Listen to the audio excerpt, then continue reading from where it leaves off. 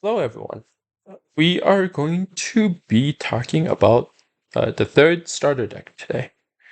So this is part three of three.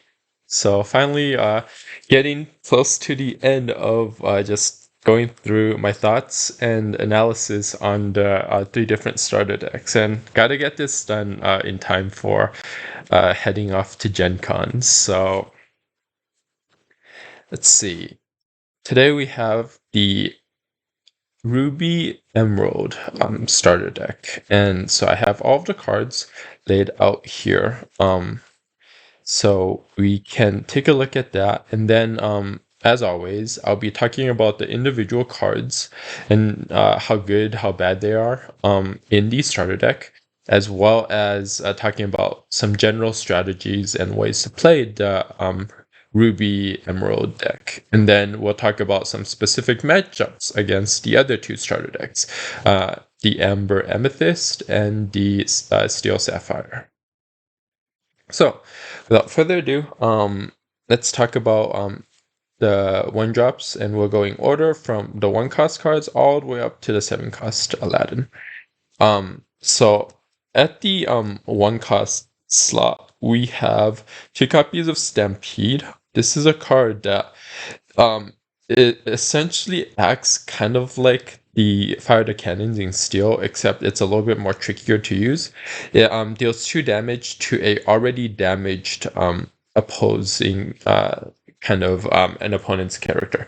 So essentially what that means is you can't really easily use it, and it doesn't really do anything against a 1/1 creature, so anything with 1 toughness or health, because it needs to have already taken 1 damage in order for you to use Stampede on it. So just the restrictions on this card makes it really, really difficult to use, and it's also uninkable. So of all of the cards that typically I would recommend replacing from your booster pack in your starter deck, Stampede is probably one of the first cards to go. Next, we have 2 copies of Vicious Betrayal. This is a card that essentially is one of your characters gets 2 extra attack. Uh, if they're a villain, it gets 3 extra attack when you play it for your current turn. And I also feel like this card has been an underperformer. It doesn't do really well. With that being said, it generally means that if you're given a choice between, let's say you have both Tibbs and Duke of Westleton in your hand, play out the Duke because it gets the +3 attack from Vicious Betrayal rather than a normal +2 attack. It's really the only difference between Tibbs and Duke of Westleton. Um, in general, I guess there's a lot of cards in Ruby Emerald that lets your characters kind of attack for more damage, but like it's almost always better to play out just another copy of Duke of Westleton or Surgeon Tips rather than playing a Vicious Betrayal on one of your existing characters. So really, I would say both Stampede and Vicious Betrayal are tech cards that you use later on in the game, where you opponent has like a threat that you have to deal with, and you have to figure out any means necessary of dealing with them. So for example, like if an opponent has like a Moana or like something that quests for 3 and you need that extra bit of oomph in order to banish them, that's the cases where you'll be playing really either of these cards. Then we have he's got a sword, which is an action, which is chosen player gets +2 attack this turn. I think it's the same thing as Vicious Betrayal, except a little bit worse. Um, yeah, fits along the same categories. Not a very good card. Income, if you can. And then you have your typical 1 cost 2/2s in Ruby Emerald. They're pretty good just to play out. At the 2 cost stat line, we have 1 copy of Cruella de Vil. who is great. She's a rare, so you only got one copy of her in the deck, but she's really great for tempo plays. Don't be hesitant to just play her out and start questing. Obviously, you don't want to use her to challenge into anything because you only get her effect if an opponent challenges and kills her. But having said that, opponents really don't want to challenge and kill her. So she almost always ends up being like just a constant stream of lore on your side of the field. So don't be afraid to play her out early and quest her a lot. Then we have Aladdin, two copies of this Ward Aladdin. It's really great if you have a shift Aladdin, so like your bomb 7 cost heroic outlaw that you can shift for 5 onto. So in general, like try to keep one alive if you have this if you have the main big Aladdin on your board, but otherwise not super good in my opinion. I would almost always play out a Donald Duck over the Aladdin just for the extra health. So then you have two copies of Donald Duck, which is a 2/3, has 3 health instead of 2 from Aladdin. And Donald Duck is a great two. Any really 2 cost 2/3 is gonna be really good because it means that it can trade into your opponent's 2/2s, and it just has a little bit more survivability. So, Donald Duck, good card to play, rather than Ink. Then we have 3 copies of Megara, 2 costs, 2/1 that has the ability of when you play this character, chosen character gets +2 this turn. So, kind of like he's got a sword or vicious betrayal, except on a creature, and this is always going to be better than either of those 1 cost cards. Meg is definitely a card that is like kind of, I would say, the similar but in the opposite direction of the is it Maximus, the card in Amber that gives an opponent -2 attack. So essentially this once again allows your Sergeant Tibbs or your Cruellas or your other cards to trade with opponents 4 health or like 5 health um, character. So you always want to play her if you have a great attack. Otherwise, her stat line is pretty bad. So you want to make sure you get her full value if you do choose to play her. Finally, we have we have 2 more 2 costs. One, we have the Stolen Scimitar, which is an item. So this is essentially an item that every turn you can just exert it in order to give one of your characters plus wait a sec, plus 1 damage. Hold on a second. I feel like we're missing some cards. I feel like we're definitely missing the shield. Let me just take a quick look and load in the Emerald Ruby starter deck. And let's quickly go through it. Yeah, sorry. So there's definitely 2 shields there. Oh, are they under here? Yeah, I must have dragged we will just quickly correct this. We were talking about items and I got to the swords and all of a sudden I realized, hey, we got swords but we don't have shields, right? So where did those go? So there they are. So going back to the 1 cost, we have 2 copies of Shield of Virtue, which essentially is a item that lets you pay 3. Don't forget you need to pay 3 and exert this item, but you can do it the turn you play it.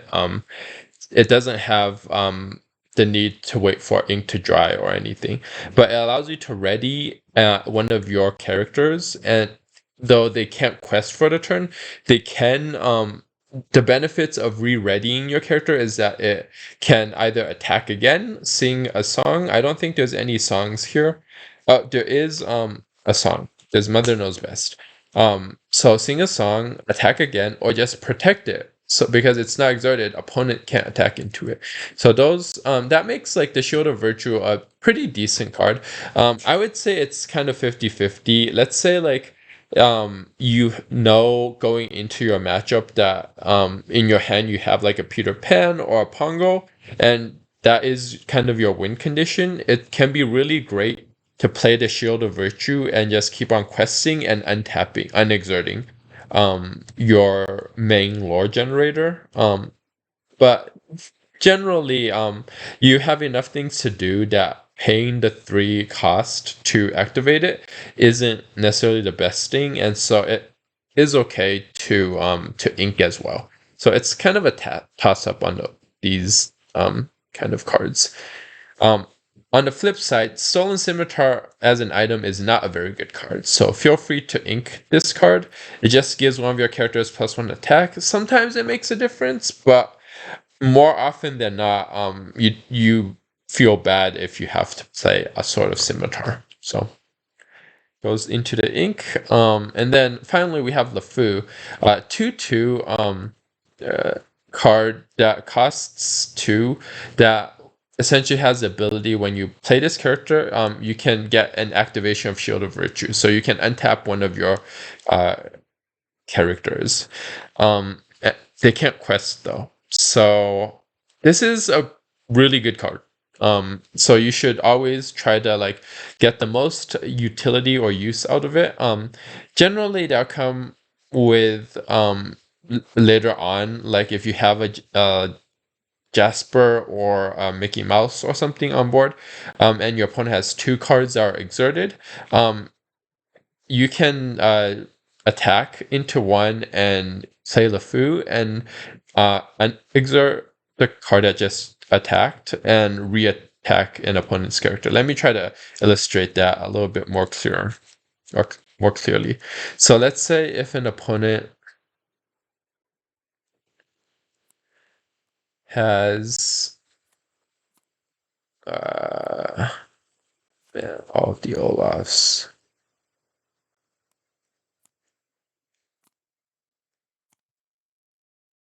Let's just search. Find something that doesn't have.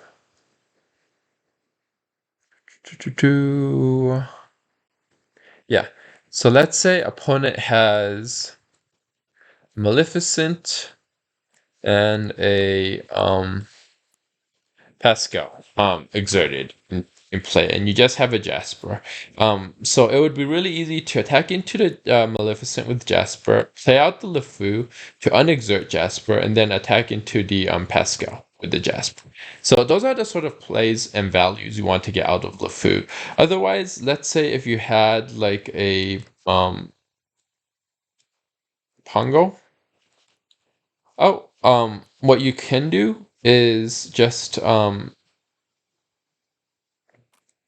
exert the Pongo for a lore, gain 2 lore, play out a LeFou and unexert it, and now opponent can't attack into it. So probably with an evasive card, you don't really care as much. It's probably more impactful if you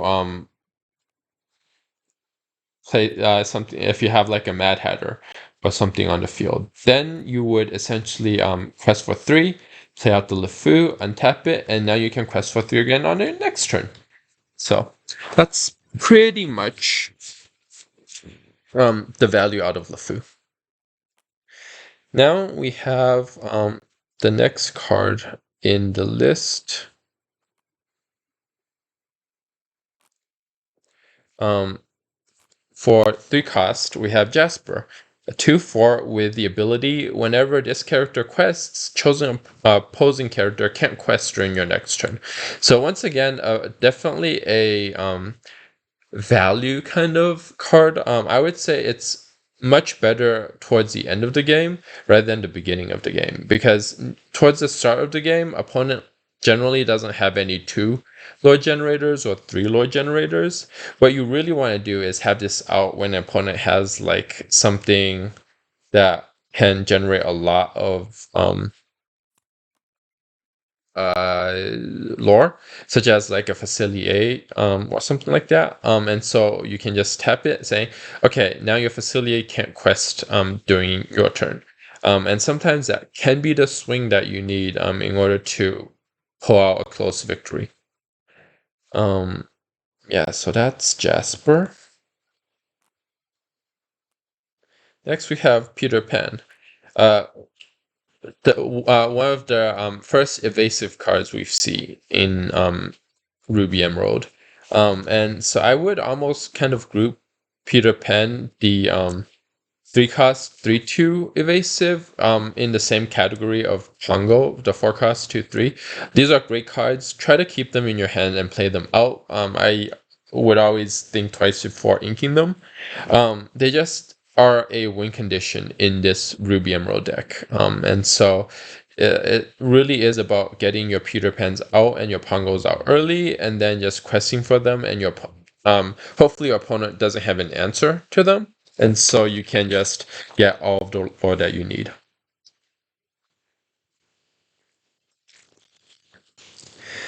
Next, we have a 3-cost Iago for 1/4. It's a rare, but I think of all of the rares, this is one of the worst cards. I typically don't like to run the Iago out. Save it for the ink. Its effect is you can exert it to choose an opposing character and give them reckless, which means they can't quest, and they have to attack into one of your characters. Um, Honestly, like even though that ability is slightly better than Jasper's ability, it's not super relevant in the starter deck matchups. And Jasper's 2/4 stat line is better than the 1/4 stat line of Iago, and based off of that alone is what makes Jasper a little bit better than Iago. So, safe ink card if you ever find it in your hand. Probably don't want to play it out. Next, we have 3 copies of Mickey Mouse, the Steamboat Pilot, which is vanilla, 3/4, great stats at the 3-cost level. Yeah, play him out whenever you get the chance. He only quests for 1, but that 4 health is once again a huge benefit. We have the opposite card in Horus, the 3-cost for 3 card. And honestly, I would group them into the same kind of category with Mickey Mouse. Just like I feel like these are the cards where you play when you deal with opponent's board state, right? So if an opponent has a character with 4 health in, you want to play out the Horus. If your opponent has a character with 3 health, you want to play out the Mickey.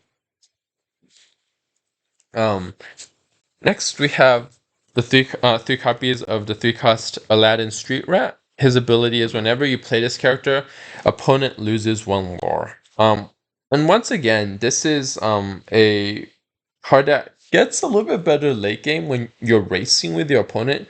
It doesn't have really good stats. Only 2/2. But sometimes making opponent lose lore when they don't expect can really swing the game into your favor. So always be on the lookout. Sometimes it feels like or it seems like you're going to lose, but you might always pull an Aladdin that can drain your opponent of 1 lore, and that could buy you the extra turn that you need in order to win. So it also provides a shift target onto Aladdin Heroic Outlaw. So I also look for that like interaction there. Finally, at the 3 costs, we have 3 copies of Mother Knows Best. It's a song, and it is a very good card. You probably don't want too many copies of it in your hand, because Ruby Emerald has 12 uninkable cards. So a lot of uninkable cards, but keeping 1 or maybe even 2 in your hand is always okay. A lot of times what you want to end up doing is finding the right opportunities to play Mother's Knows Best in order to essentially force your opponent to waste a turn. You never want to play Mother's Knows Best on like a 1 ink or like a 2 ink card. Save it for like when an opponent plays down like a Facilier, or uses your entire turn to do something. Undo that, you essentially buy yourself an entire turn that you can quest with, or you can catch up or win, get to 20 lore. So, good card. Right. On to the forecast cards. We have two copies of Scar, a 5/3. General notice Ruby Emerald has few forecast cards in their deck, so generally it's always a good idea to run something out that's forecast on turn 4. Pongo is a much better play. So I would say Scar is a 50/50. I wouldn't feel too concerned about inking, but Pongo, you almost never want to ink. You always want to play him out. Just imagine, like, if you have two Pongos out there questing for 4 each turn, you'll win the game pretty quickly. So, Pongo, great card. Scar, not as much.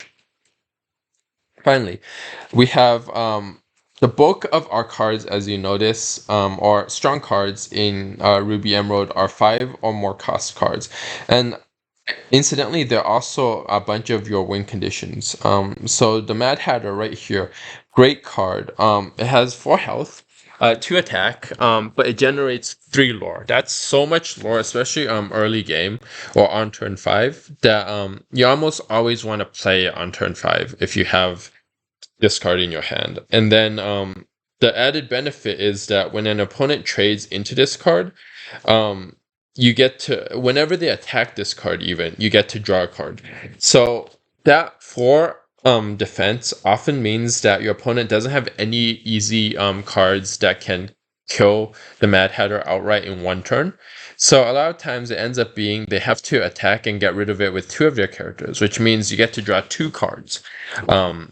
Conversely, one thing to know, I'll also be talking the matchups of how opponents can use your deck to get to the 4 attack stat line. But if your opponent does get to 4 attacks, just be a little bit careful, because that means that they can likely take out your Mad Hatter in 1 turn or with 1 character. Finally, we have 2 copies of Captain. Just a great 6/5 body. Only quests for 1, so you mostly want to use this card in order to control the board state, attacking to opponents' characters. Yeah, it's just solid. I think, unlike other decks where you almost never want to ink or like throw away any of your 5 cost or higher cards, there is one card in Ruby Emerald that I have not been very happy with, and that's Steal from the Rich. It's uninkable, which at the 5 cost level means that it should be pretty good, but most of the time on your board you really don't have enough questing characters to make this really worthwhile. It often ends up being a like you only have 1 character that can quest. So you gain 1, and or you make your opponent lose 1 lore. Sometimes you make your opponent lose 2 lore, but in general, like, it's if you're already able to quest with like 4 or 5 characters, you're probably already winning anyways. So you probably don't need this card. So I would say another potential replacement for this card, since you can't even ink it, is from the starter deck booster pack. So some another thing to think about. Cool. Finally, we have 3 copies of Dragonfire, the premium removal card.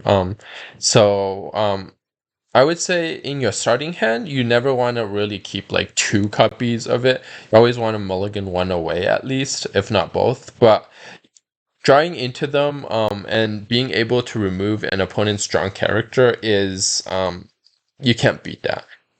There's some strategy behind maybe potentially waiting for your opponent to play a bigger character.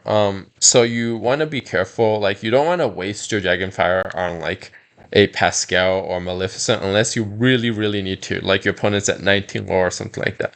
But other than that, you really want to like wait until opponent throws down like a Simba or like something that's Facilier, any of those cards, just Dragonfire it away. It's essentially it also buys you a turn, even though it costs you 5 ink there. Excuse me. Next we have three copies of Rapunzel letting down her hair. Um, she is a 6 cost, 5/4 with the ability when you play this character, each opponent loses one lore. And she quests for 2. So it's a great way to finish off the game. She can't be inked anyways, so it just indicates that as Ruby Emerald, you should probably be getting close to about 6 lore. Sorry, 6 ink on your board. Uh, You might want to go to 7 if you have an Aladdin on the board or in your hand. But other than that, 6 ink is a sweet spot to be in because it allows you to play out most of your threats now. Um, and Rapunzel is a pretty good card, so don't hesitate to send her out on turn 6 when you have the ink. Then we also have Stitch, which is a little bit of the opposite side of Rapunzel. So Rapunzel is more about controlling, getting your opponent's lore down, and having a big body on board, whereas Stitch is just having a big body on board and quest with it. So it generates 3 lore a turn, and sometimes if your opponent can't remove the Stitch, it just can instantaneously swing the game around in your favor. Finally, we have the 7 cost Aladdin, which is kind of the face card of the Ruby Emerald deck. His ability is that whenever you use this character in a challenge to destroy or banish an opposing character, your opponent loses 2 lore and you gain 2 lore, which is essentially a 4 lore swing, which is a lot in the game of Lorcana. Yeah. So strategies running this deck. Let me take a drink of water and then we can go into that.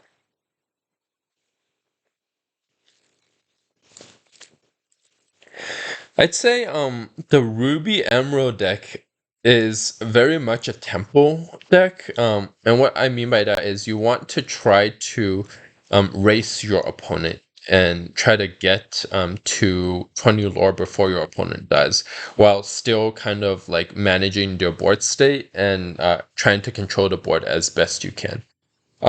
So essentially, cards like Cruella lets you bounce back your opponent's highest cost character, which essentially means they need to spend a whole turn in order to replay that card back again. Um, Peter Pan and Pungos are evasives that can't be attacked into, and so they just are able to generate lore while your opponent has a really tough time trying to find answers to deal with your evasive characters. So that's another kind of key thing to be looking for in your opening hand. Um, yeah, I think in general, the other thing is you want to manage your uninkables, right? So we know we have uninkable Stampedes, uninkable Rapunzels, Dragonfires, and Steal from the Rich. And Mother Knows Best, right? So there's a total of 12 cards that are uninkable. So sometimes in your hand, if you have some really good like 2 cost cards, 3 cost cards, 4 cost cards, um, it might not be a bad idea to keep just like your high cost like lore generators like Stitch or uh Mad Hatter or Captain, those cards in your hand just to know for sure that you can draw or you can ink something with each turn. Otherwise, if you mulligan away all of the cards that seem to be pretty bad, like the Scimitar or He's Got a Sword or Vicious Betrayal, you might draw into 2 more like Rapunzels or uninkable cards.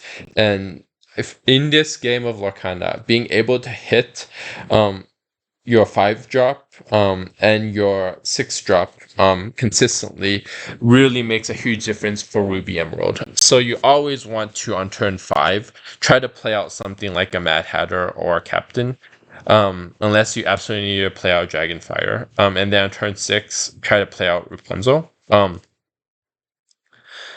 But yeah, I think for this deck, the other thing is just try to avoid falling into some pitfalls, like playing Vicious Betrayals or He's Got a Sword or Scimitars. Try to ink those cards. They're not as strong as some of your other cards. And then quest with your evasives and try to get out a Mad Hatter as soon as possible. The later on the game goes, the more of a disadvantage you'll be because opponents in Amber Amethyst just have a lot more card draw, and opponents in Steel Sapphire have stronger creatures.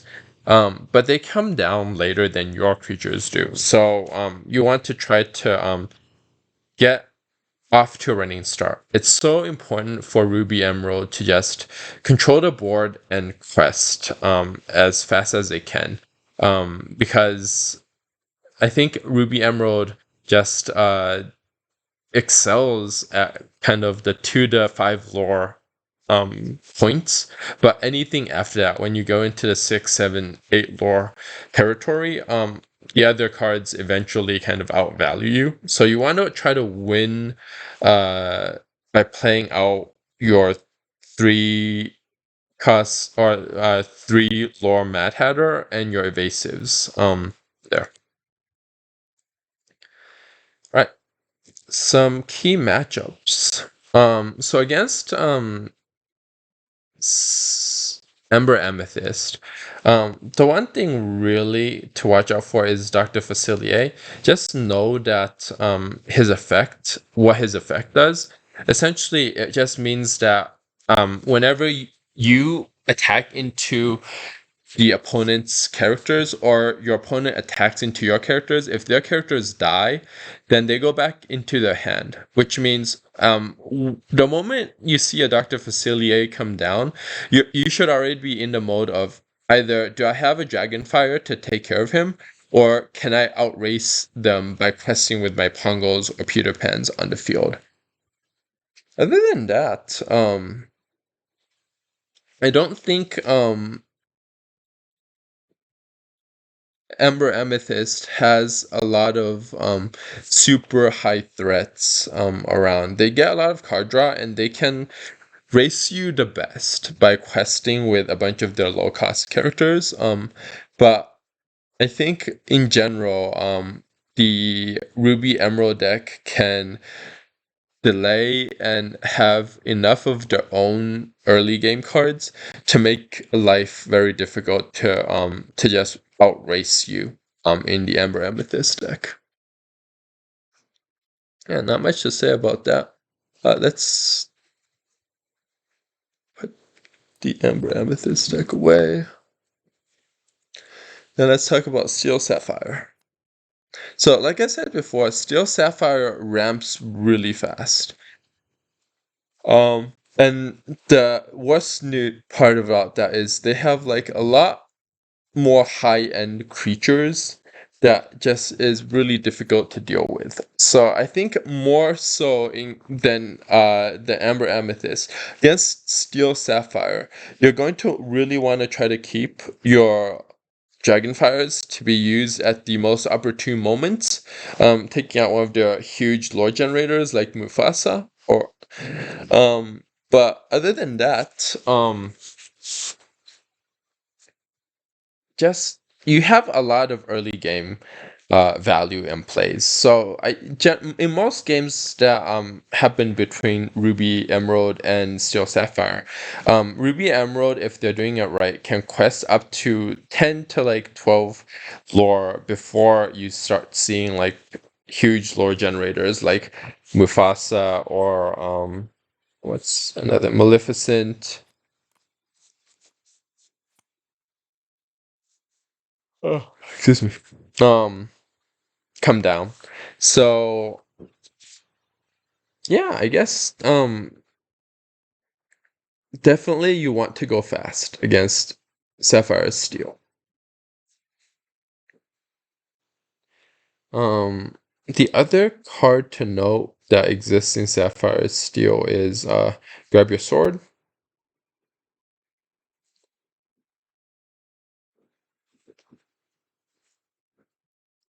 I can find it. Here it is. So this card essentially lets your opponent deal 2 damage to each of your characters.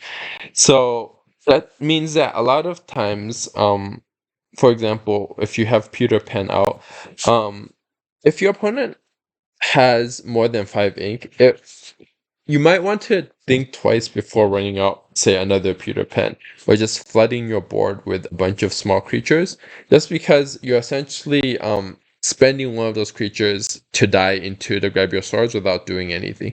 Now, grab your swords is a one of in the steel sapphire deck, but having said that, opponents generally want to keep it and get the most value out of it. So sometimes you definitely want to avoid spamming and just playing out your entire hand. Keep some fuel back, just in case you run into a grab your sword. Yeah, I think that's about it.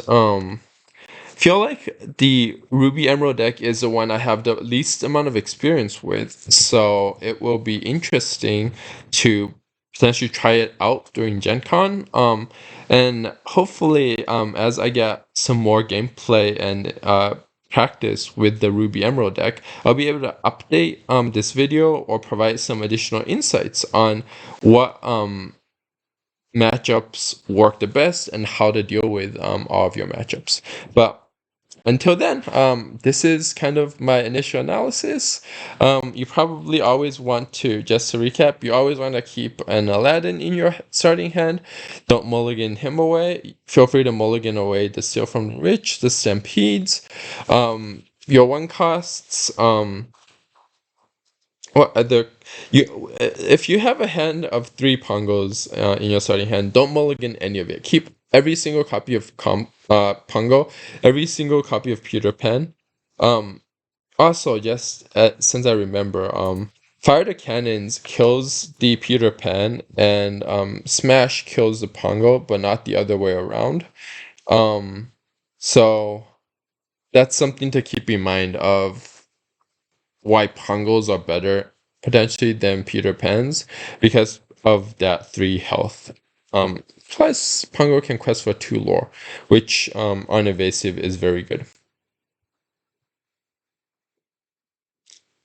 Um, Oh, yeah, and then Dragonfires. You probably want to keep at least 1 copy in your hand. If you get like 2 copies, feel free to mulligan the other one because most of the time you don't end up playing Dragonfire until pretty late to deal with a significant threat. And so you either have drawn into another Dragonfire at that point or you haven't played your initial Dragonfire.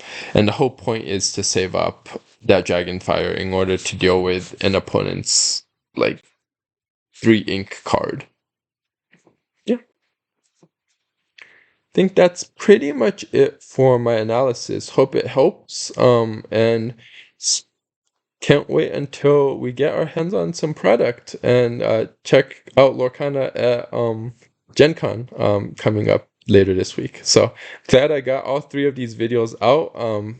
And hope you can get some value out of them. Maybe give all 3 videos a watch before you do your starter deck tournaments or your learn to play demos. Just to have an idea of how a little bit better idea of how to run each of these starter decks. Take care and have a great day.